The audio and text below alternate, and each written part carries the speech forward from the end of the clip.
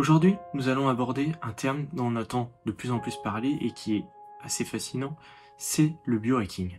Vous avez peut-être déjà voulu améliorer votre cerveau ou encore votre corps, comme si vous étiez un personnage de science-fiction.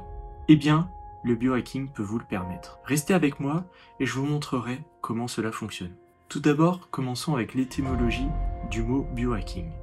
Bio signifie vie en grec et hacking signifie piratage en anglais. Donc, littéralement, le biohacking, c'est le piratage de notre vie. Il n'y a pas vraiment de définition claire sur le terme de biohacking, mais pour moi, on peut dire que le biohacking, c'est un peu comme modifier le système d'exploitation de son corps. C'est passionnant, un peu fou, et ça pourrait être l'avenir de notre santé. Alors, que vais-je vous révéler dans cette vidéo? Eh bien, les secrets des super-humains d'aujourd'hui et de demain, dont vous faites peut-être déjà partie. Ainsi que quelques astuces pour booster votre vie, mais je vous en parlerai plus en détail dans une prochaine vidéo si cela vous intéresse. Commençons tout d'abord avec la première catégorie de biohacking, j'ai nommé les grinders.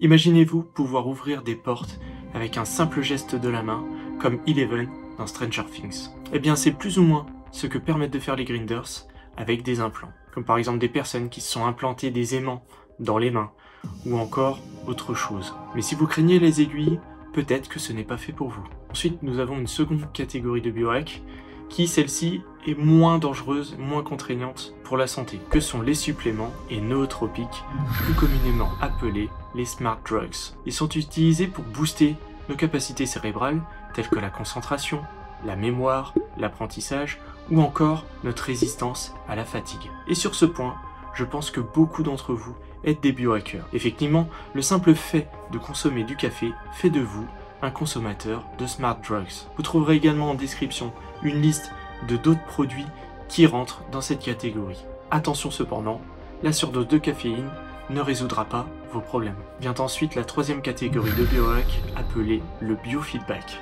C'est le fait de contrôler les fonctions corporelles de notre corps, telles que la sudation, la fréquence cardiaque, ou encore la qualité de notre sommeil. Actuellement, vous avez en tête l'image des montres connectées qui font effectivement partie de cette catégorie et que l'on voit d'ailleurs de plus en plus sur le marché. Cette méthode permet de mieux comprendre son corps, ce qui est une bonne chose et un avantage certain afin de traiter les différentes problématiques que nous avons. Passons ensuite à la manipulation génétique. Ça sonne comme sorti d'un film de science-fiction, n'est-ce pas? Et pourtant, c'est bien réel. Imaginez-vous modifier votre ADN pour devenir luminescent. Bon d'accord, peut-être pas luminescent, mais vous voyez l'idée. C'est notamment ce que permet de faire le ciseau génétique en fragmentant l'ADN pour corriger une mutation ou même éliminer un gène et le remplacer par un autre. Cela permettrait de guérir des maladies incurables, mais la problématique éthique entre en scène au niveau des cellules germinales, à savoir les spermatozoïdes et les ovules, car cela signifierait que ça impacterait également la descendance, chose qui pour l'instant est un aspect bloquant aux yeux de la loi. Vient ensuite la cinquième catégorie qui comporte l'alimentation et l'exercice. Et certains biohackers prennent ça très au sérieux.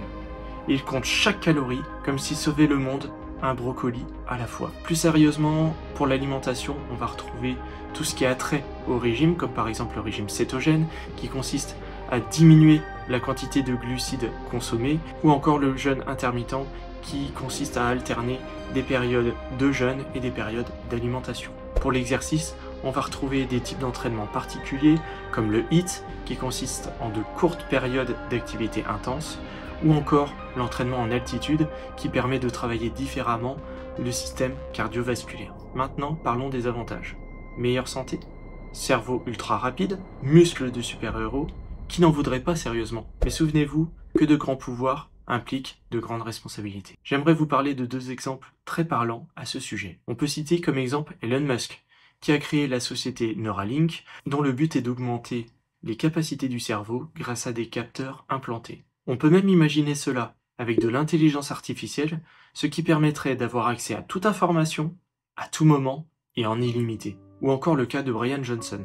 Peut-être avez-vous déjà entendu parler de lui, c'est un entrepreneur américain qui dépense des millions de dollars tous les ans dans un projet qu'il a nommé Blueprint. Et selon ses médecins, ce projet lui aurait déjà permis de réduire son vieillissement de 25% et de gagner 5 ans d'espérance de vie. Mais les risques dans tout ça, la partie croustillante. Pour moi, expérimenter sur soi-même, c'est un peu comme cuisiner sans recette.